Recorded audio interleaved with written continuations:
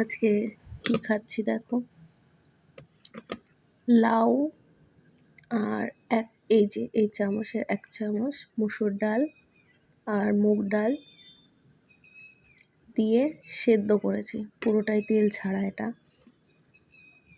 দেখে কেমন লাগছে জানিও, পুরোটাই তেল ছাড়া। এটাই আজকে আমার ডিনার। একটু পেঁয়াজ কুচি করে দিয়েছি, একটা লেবুর রস আর গোলমরিচ দিয়ে এটাকে এখন খাবো। এতটাই গরম, আমি খেতে পারছি না, ঠান্ডা করছি বসে বসে।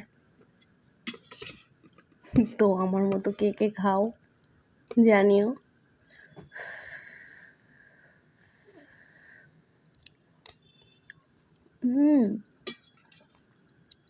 অসাধারণ খেতে।